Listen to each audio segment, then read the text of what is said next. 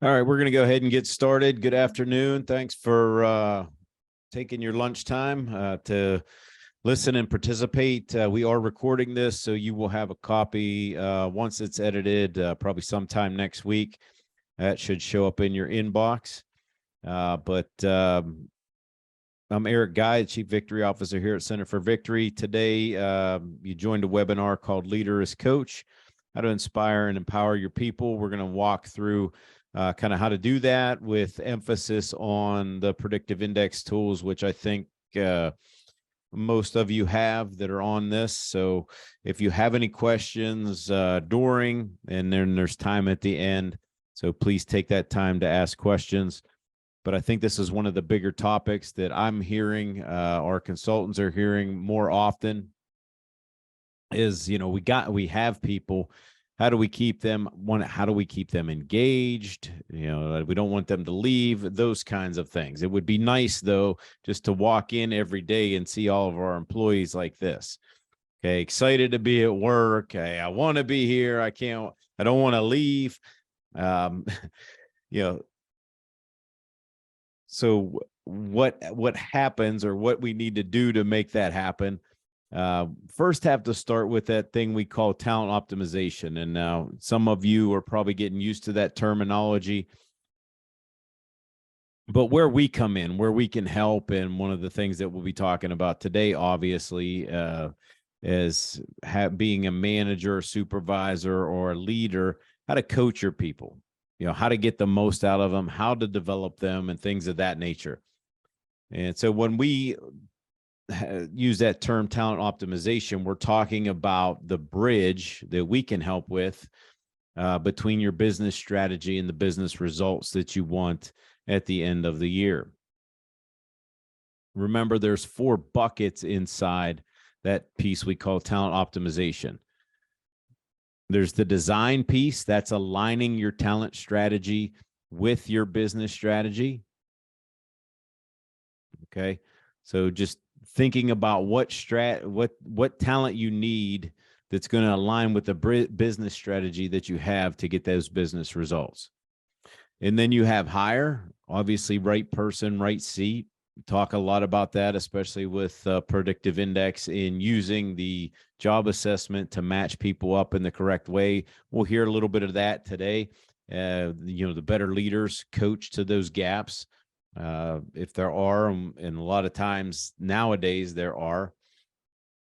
The inspire piece, this is what we'll really be sitting in and utilizing some of those tools if you're not utilizing them already. The relationship guide, personal development chart, manager scorecard, and things of that nature. That's what we'll really be talking about today. And I think you always have to go back to this diagnose piece. It's not a set it and forget it. Hopefully that's why you're here. But to be looking at things and seeing, okay, what do we need to change? Do we have the right person in the right seat? How long has it been? Does it need to change? Those kinds of things. So when we always talk about this, remember those 4 things that we talk about when we talk about engagement, pressures on people, how to get the most out of people, how to be the best possible coach as a leader. 4 things are always coming to mind. We have job fit. With the tools that you have, that we offer, understanding, okay, this is the job, really designing the job first, trying to get alignment on with managers and things. What do we actually need? What's going to work in that job? Okay, that could be looking at other employees too that might have the same position. But we want to get the person as close as possible to that. And we'll talk about where their gaps are, because a lot of people are seeing some gaps, and it's like, well, this is what we have. This is the only, in some instances, this is the only person that it's applied. They're off a little bit. How do I coach them? Okay, but we need to know where the job fit is, and we'll talk about that. Manager impact, and this is really what this is all about this afternoon. It's just how to be a better manager, how to be a better leader, how to coach your folks so they stay. Culture, right? You want to make sure they fit the culture, and then the team dynamics. Those are either going to get that person to, hey, I want to be here. I want to do this job. It doesn't feel like work, or it's going to be to the point where they, oh, I have to do this. I have to come in. I have to do this. So they're just there for a paycheck. When we look at the person, all right, and I want you to look at, if you're a leader or helping other leaders, coaching other leaders to coach a little bit better, what we want to look at is their PI, but we also want to look at that manager's PI, because we want to create the self-awareness around it. So that manager understands themselves, okay, and what they're bringing to the table. Okay, so we want to understand that. The best way to understand that is give them the PI. But what we're going to be talking about here is the impact that the manager has. Okay, because some people just don't get this coaching naturally. I think I saw some folks that are in that HR section inside their companies.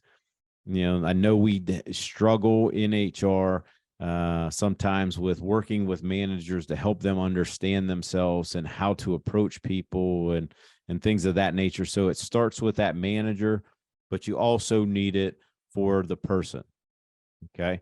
But let us back up and talk about the manager first. You know, our experiences, and you don't necessarily have to answer this. I want you to be thinking about it though, because a lot of times we hear things, right? How would you describe the manager you least enjoyed working for? Were they a micromanager? Were they negative? Were they condescending? Did they not take time to develop the person? We hear that a lot lately. And then in turn, the best managers, right? And we can always get better. Those of us that are managers, there's always ways to get better. But when we looked at it, when we did the survey, PI did a survey, and here's what they found with ineffective managers. So these are the top 3 traits. This is not everything, but these were the top 3. And the top 3 traits that came up with ineffective managers are, you know, close to 60% didn't communicate clear expectations. 57% played favorites, and 55%, and we're going to hone in on that a little bit more today, didn't show concern for career and personal development. And again, if you look at the research, especially with the younger generation coming out of college and technical school and even high school, that are coming into the job market, they're looking for a way, a person, a company to develop them. Okay, we're all looking for that. But the research is showing us that this younger generation that's coming in, especially the Zs, are really looking for that. And when you can have that as part of your arsenal, all right, either up front in the interview, telling them, hey, these are the things that we do, and then following through with them, or bringing them on, onboarding them and walking them through kind of some of these things, what you'll find is that they'll stay longer. Okay. And again, I don't think anything here on this list is done maliciously. You know, if it is, I mean, that manager, you know, they don't exist a whole lot, but I know there are some. Okay. But doesn't communicate clear expectations. Think about, go back to their predictive index. Maybe it's they don't share. Maybe they're really low B, really high A. They hold on to everything and don't share. Maybe they could be like a high A and a low D. Okay. If you're looking at the predictive index, where, you know, they think they've communicated it clearly and it's clear to them, but it's not clear to the person. So there's a lot of different things that could play out there, or we're just not sure. That goes back to what we talked about with talent optimization, the business strategy. What is it? Do we even understand it? Okay. And do I understand why I'm in my role? Playing favorites.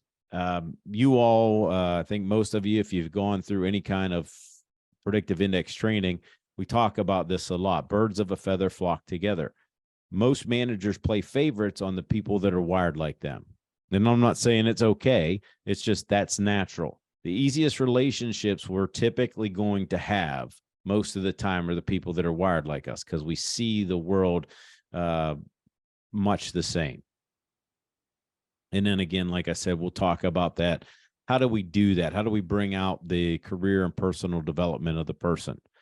So I'm going to give you some homework. I didn't know, probably didn't realize that you were going to get some homework, but I am going to give you some homework. If you haven't watched this video yet, it's actually a TED Talk. Nice thing about TED Talks is most of them are under 20 minutes. But I want you to watch this. This is a 5-year research study on 5,000 participants from Tasha Eurich. And it was a study on self-awareness. And we have many people when we go into companies that say, hey, look, I'm pretty self-aware. And we're always like, yeah, I don't know. Okay. And what that study found was that 95% of the people thought they were self-aware, but in fact, only 15% were. Defining that, if you're defining it even within predictive index terms, is just awareness of your own drives, needs, and behaviors. And that's not just doing one day of training. That's participating in things like this, coming back and getting more training. And really what we're talking about today is how my management style, how my leadership style impacts others. When I have to switch it up, what do I have to do? What do I have to be aware of? What are my blind spots? Okay, and there's some questions there on that page, on that slide that you can look over. All right. But a while back, one of the other assessments that we do here that's called the attribute index, the gentleman that created that wrote a book called What's Your Genius? And in that, huge survey, right, of people across all industries. Didn't matter what they were doing, but they wanted to find out what made people successful, or what they actually called in the book is a level 5 genius. And there were 2 things. Okay. Those 2 things across the board for all high achievers are what they deemed level 5 genius. Okay. Again, nothing that had to do with IQ. When they were really in the groove, when they were top performers, is self-awareness and authenticity. Okay.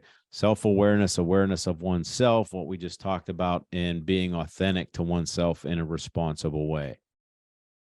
So as a leader, as a manager, right, we have to learn to play chess, not checkers.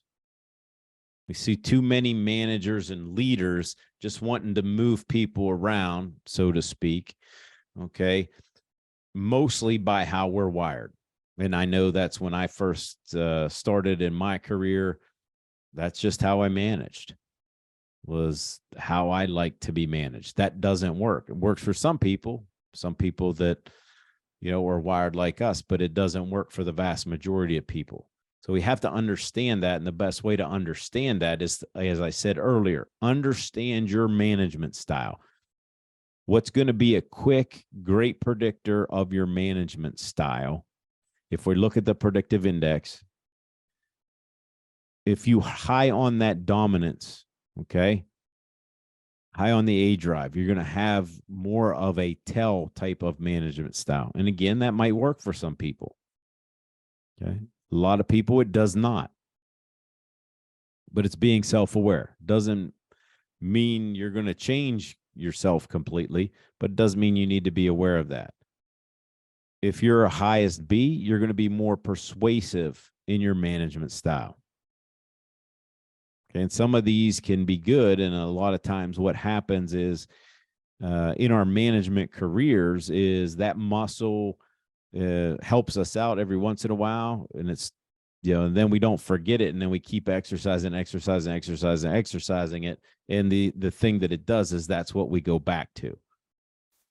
The problem is it doesn't work for everybody. Process. So this is about experience, okay, in your management style. And then if you're a high D, you do have to especially if that's your highest drive. You have to be careful that you're not micromanaging everybody. All right. And, I didn't put it in here, but if you go back, I think most of you have been trained, if you go back and look at some of the materials in your training material, think about even the combinations. Okay. So if you take a factor combination like a high B and a low D, as a manager, I'm going to have a tendency to manage more laissez-faire, which is great if I'm working with all salespeople that are like me. It's not great if I'm working with the account managers who need expectations, follow through, and things like that. Do it on the flip. Look at somebody that's a high D, low B. Okay, when you're high D, low B, you're going to have a tendency to micromanage. Again, that might be great if you have a team and they're all quality assurance people. Again, it might not be great if you're working with a different team that's high on the B drive. Okay. So think about those things and think about your own management style. And think about what employees need. Okay. We always are looking for what we say a lot of times is the platinum rule. Okay. Platinum rule: treat people the way they need to be treated for maximum productivity and efficiency. Okay, so as we're coaching people, we're looking at their needs. So those of you, if you're looking at somebody's PI, the best predictor, the quick and dirty with that, is to look at that person's highest drive to see what they need. Okay, if their highest day, they need to make an impact. They need their thumbprint on things. Remember, platinum rule: treat people the way they need to be treated for maximum productivity and efficiency. The B drive is they want feedback. So FaceTime, okay, they're going to need to talk about things. All right. C drive, give them time. Okay, let them have a process. Let them create a process. I mean, I was in a training yesterday and we were talking about even where we put people, like when they come in. If somebody's the highest C, their heads down, they tremendous unifocus. Maybe keep them away from all the low C's that are going to interrupt them all the time. And then the high D, explain the details to everything. And with all that, the tools that I'm going to show you work for any kind of profile. Start with a quote from Simon Sinek: when people are financially invested, they want to return. When they're emotionally invested, they want to contribute. And I think that's what we all want. Okay. So what do we do? What do we manage? Okay. We have a couple things here. Okay. The person. So we want to manage the person. We talked about that a little bit and we'll talk about it more. We're going to go over some of the tools inside of PI, and then you manage the job. Okay. So the person and the job. So first, the person. Not sure if you're familiar with this, but inside, I know some of you are using this. More and more of our clients are using this. The management strategy guide. I refer to this as the scorecard a lot. Okay, so if you have somebody, what this does is it takes a look at what they need. Now, for those of you that may not know this, these are the 3 strongest factor combinations by Rose here. So if you go over your material when you've been trained, that AB or BA combination is that first row. The AC or CA is the second. And then the AD or D over A is the third. Now, how I like to use this is looking at this from my perspective. What do I think that person gets in the environment? But I like to have them complete that. How are you doing? Do you get these things out of your environment? So instead of them just saying, yeah, everything's fine and dandy, it's like, no, give them some of these talking points. And I would do this. I recommend doing this every 90 days, just as a quarterly checkup. Okay. Why? A lot of managers are going to say, well, we don't have time to do that. My rebuttal to that is you don't have time not to do it. When you take the time to have these conversations with people, they see you less as a manager, more of a leader. They're more likely to stay, be engaged, be more productive, be more efficient. And the nice thing about this strategy guide, and hopefully you're using it. Okay. Hopefully you're using it.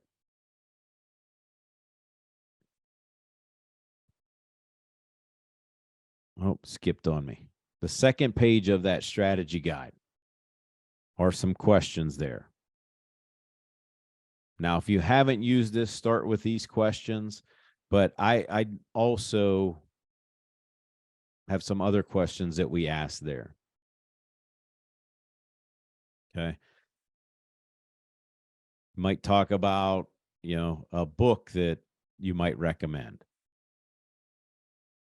How can I help you as your leader? What's the best way in the next 90 days between now, we're sitting down to do this now, and the next time we meet in 90 days? What's the one thing that I could help you with? Or in the next 90 days, what does success look like for you? Okay, what this does, it's less of an interrogation, because a lot of companies will just do a yearly overview. You're staying ahead of everything. Any issues, challenges, whatever. Okay, and you're having that relationship with those people. And you're talking about these things. And all I do is I just keep this in a folder and I look at it from quarter to quarter.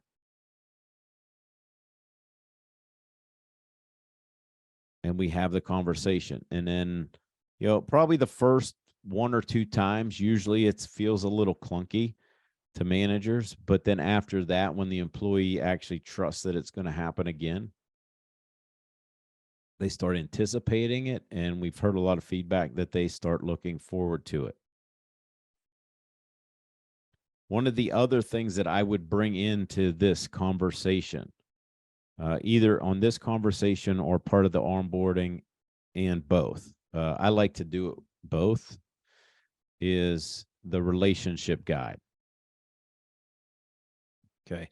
The first time I go over this relationship guide with the person would be in onboarding.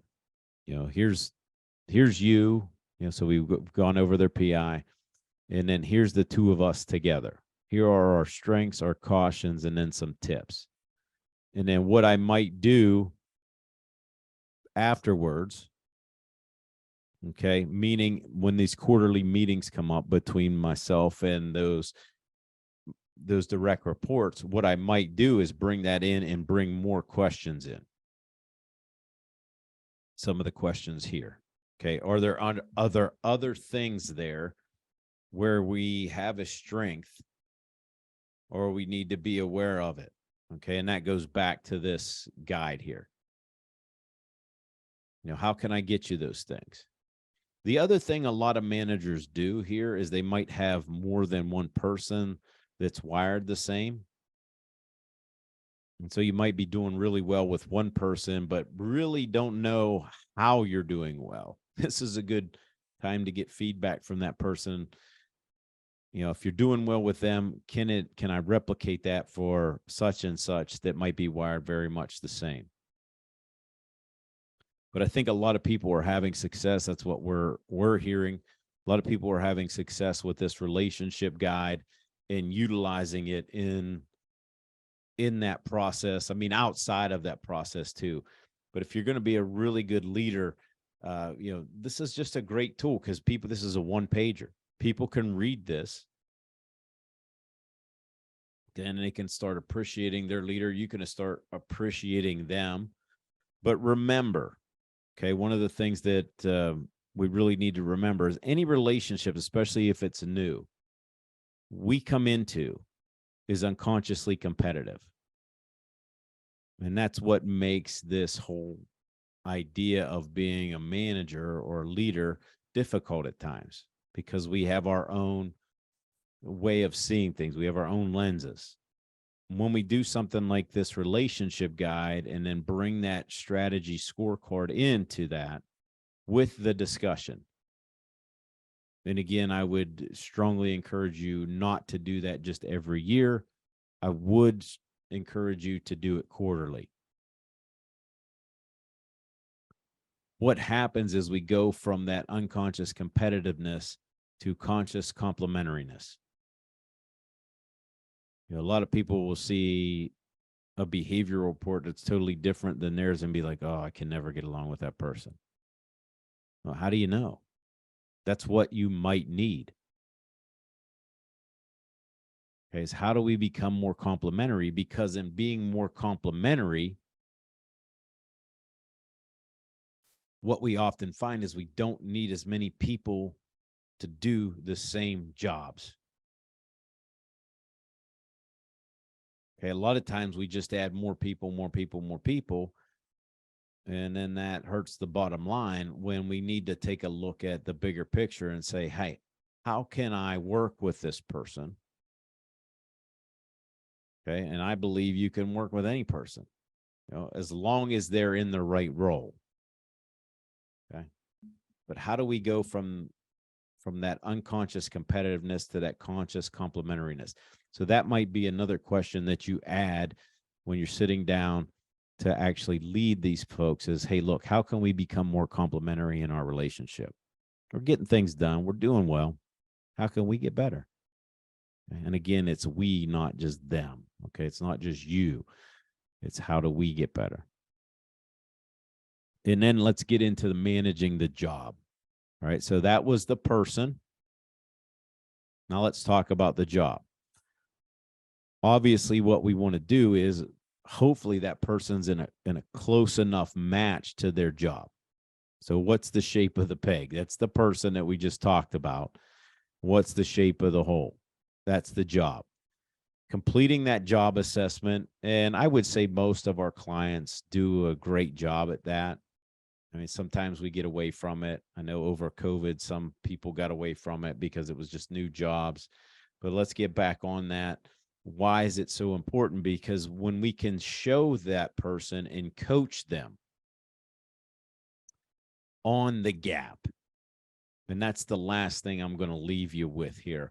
When we coach on that gap, what happens is that gives that person an idea of what what the expectations are, and we start to come up again. Go back to the strategy guide.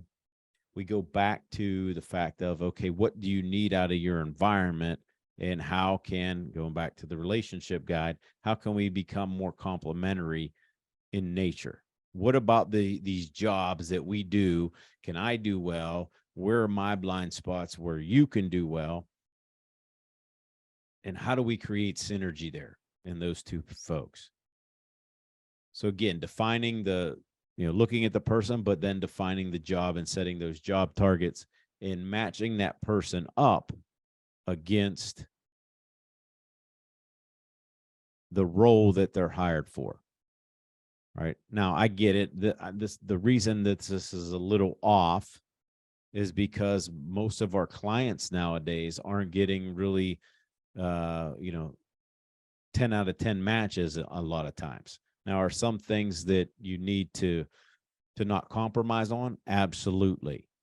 But for today, okay, in my explanation, I didn't want to just have somebody that fit perfectly, because there are some things that I wanted to share with you that I think are very important if you want to become even a better coach, even from just what we went over.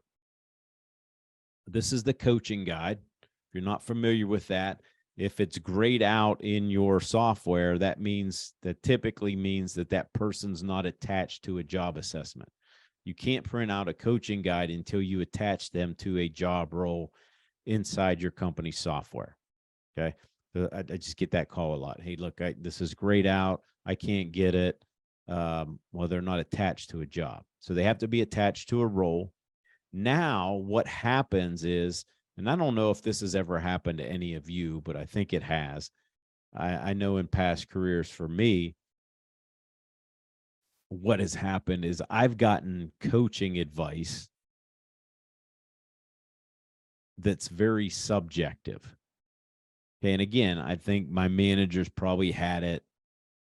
They weren't acting maliciously on it, that they probably wanted my best, but when they were coaching, we typically coach from our strengths.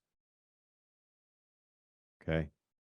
And what happens was they coached me from their purview instead of what was actually needed in that role. And a lot of people, we get a lot of feedback that, yes, I've been coached like that before. Really great coaches will look at where those gaps are at, will do their due diligence with the data and say, okay, here's what we have. Here's where you are. Where can we bridge the gap? Okay. And that's really the last thing I wanted to share with everyone here. Okay. Some of you may have this document. We bring it out and we try to, when we do any kind of tune up or anything, maybe not to this extent, but when we have a high A job pattern, right? So think about the job target's a high A. We have a low A employee. Do I want to be coaching a bunch of this? Probably not. Okay. But where's the gap? Okay. So where we're predicting the gap to be is they may have trouble making independent decisions. Okay. So what are the strategies that we can do there instead of just harping on them all the time? Give them specific guidelines for decision making if possible, or team them with a high A. Okay, high A supervisor would work, going back and forth, because that high A might need a situation where they need to be more collaborative in nature, and they might have to rely on that lower A. They might not be able to listen quite as well. So again, coming back to that lower A employee. May have difficulty delivering criticism or handling conflict. Again, team with another higher A person, frame conflict or criticism as being in the interest of the team harmony and solving. And may have difficulty with someone challenging their authority. Okay. Support them. Okay. You can also have regular reassurance and praise of handling issues and demonstrating leadership. But remember, none of these things happen if we don't sit down and have the conversations. Okay. Have to have the conversations. We have to sit down and have those conversations. Okay. Now we flipped it. Okay. Now it's a low A job pattern, high A employee. Again, not ideal. Really, not a lot of these situations are that I'm going to give you. I'm just telling you how to coach. I'm giving you some guidance on how to be a better coach, how to be a better leader. Okay. With what you have. Okay. High A employee in a low A job might have difficulty not being in charge. You could give them a smaller project. If the role is part of a career path, set those expectations. This is where some of you have created where you have to bring somebody in that gets trained. They might be a high A. They need to learn initially. That could be 12, 18 months in a low A job pattern. But if you have that other job target there, when they start getting frustrated, you can pull that out and say, look, remember, here's where we're going. I need you to do this first, but I don't want to lose you. But learn all the details first, be collaborative here. And in 12 to 18 months, when you learn all this, this is where you're going, and this is a much better fit. That tends to give them a light at the end of the tunnel. Again, may not be able to support a majority decision if they don't agree. Set expectations that being a good team player is required. Okay. May not be diplomatic in dealing with emotions or conflicts on the team. Again, you can provide training. This is a good example where you can go back and do a team analytic, some things like that, so they understand what's going on.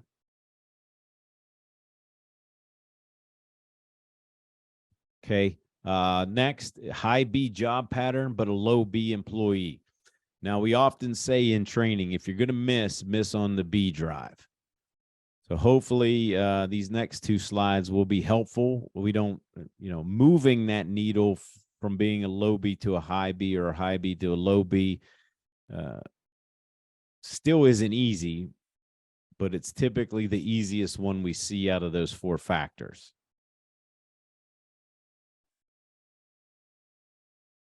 Okay, so we have some predictions here, and then some potential strategies.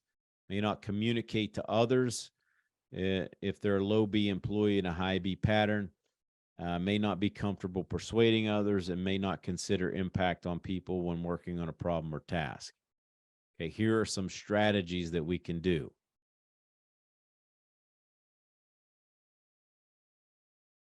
Okay, and again, it might just be teaming them up with another high B person, or if the supervisor, if you are that leader, you might take some of that off their plate. I find it, and again, my experience, I don't have any research on this, find it a little bit easier, as long as that B is not too low, for people to move the needle up that are low B towards that higher B. I find that when people are really on that high B end, they still have difficulty. All right. So if you have a high B employee, think of your accounting team, right? What if you bring in a real high B? Hopefully they have a high D too.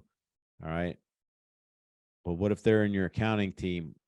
They're going to appear overly chatty. I've had that happen. A lot of times seen where that's happened. May have difficulty working through the problem independently without feedback, and may have difficulty focusing on technical aspects of the role, which you would need in a lower B job assessment. Some strategies to curb that. Here's one that we want to make sure we kind of underline there, especially for a remote. Create ways of connecting with others to discuss ideas. Okay. Create regular forum to review problems and issues. Okay. Determine if there's a better time or day for technical work, things like that. Okay. But think of that person, and this is how you're going to coach them. All right. You're going to coach them objectively. All of this is objective based on the data, based off where they fit, where that gap is, like in this example here. All right. Now you can objectively coach them. And what that means is they'll probably listen a little bit more, because you have something in front of you that they can actually see and look at and say, hey, this is where you're at. This is what we need. And this is why. So let's look at C drive. Okay.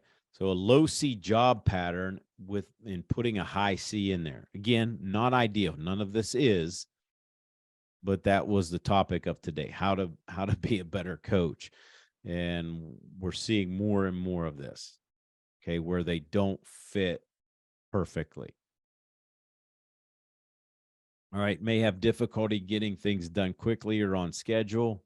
May get flustered or anxious with interruptions, may lose productivity if given too many tasks, okay, which would generally happen to a high C and a low C role. So what we're going to do is try to limit the number of things to get done, okay? Schedule regular times to meet or talk, not interruptions all the time. Okay, and give notice of change, but I would also put in there, give notice of change and why that change is occurring. And then the flip of that. Okay, so we have a low C employee in a high C role. Okay. I'm not sure if I could do that. I'm not sure it would matter how much you coach me. Okay. I could probably do it for short periods of time. Okay. But what's going to happen is that low C is going to get bored, especially if it's repetitive tasks, impatient, may not follow the process. Okay. So potential strategies around there is try to offer occasional variety by assigning more smaller projects and as more tasks. Suggest using waiting times as opportunity to do other projects. Give them permission to do that because sometimes they don't know they have permission. And then provide a checklist in order of priority. Right. And again, just to reiterate, this is not ideal. Right. But we're talking about ways to help people out and help us be better leaders. Okay. And help coach people using the data in a objective way.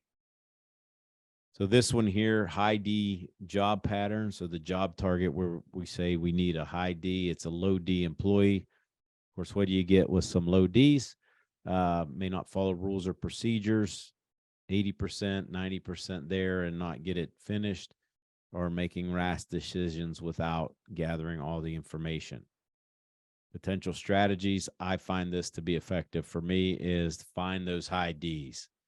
I mean, they're the detail checkers. Hey, they're the brake pedal. I would rather have that and be teamed up with that than trying to rely on myself, because that would give me a little bit of anxiety. Okay. So again, that last point there down below, pair up with a complementary team member.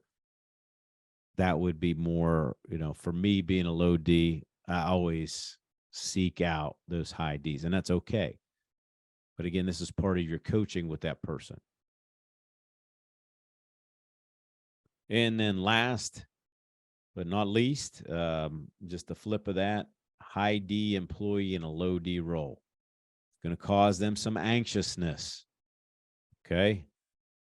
Why? Because they're put in a position where they're not getting as much detail as they need. It's not as structured. Again, this is where they could go back with a peer that's more on that lower D side.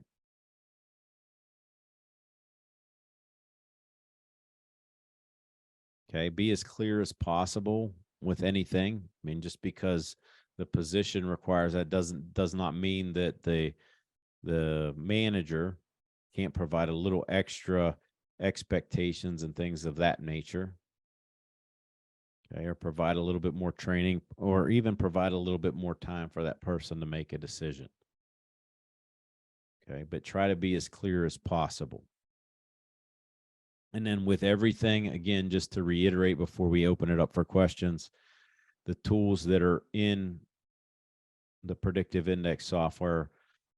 One, I want you to do that homework. Watch that video by Tasha Urich on self-awareness.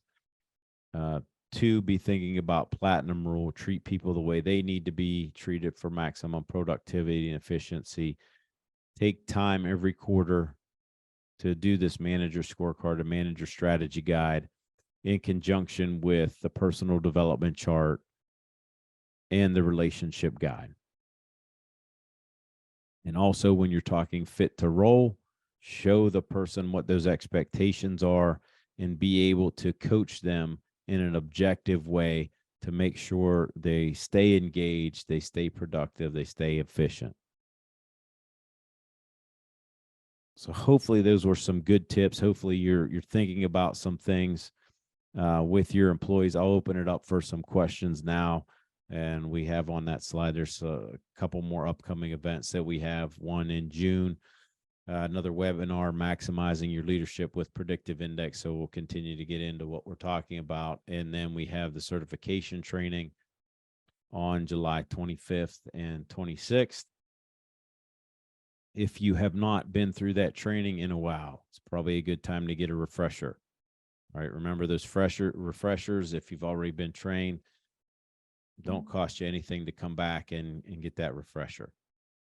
So any questions?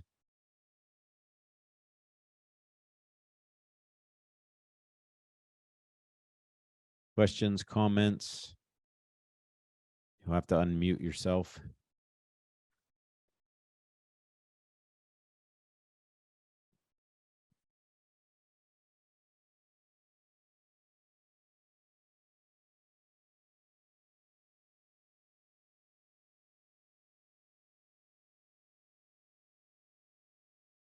No questions at all.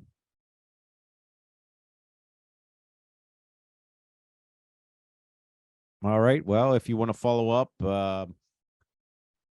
you can follow up with your consultant, Colleen, Lisa, Christy, or myself. It's just our first names at centerforvictory.com. So if you need anything, please let us know. I see Allie's on the call. Allie, I'll see you in the morning. Looking forward to that. And with that, bid you all adieu. If hopefully this was good information for you, and hopefully you can use it. If you have any further questions, please reach out to us. We'll be happy to help in any way possible. Take care.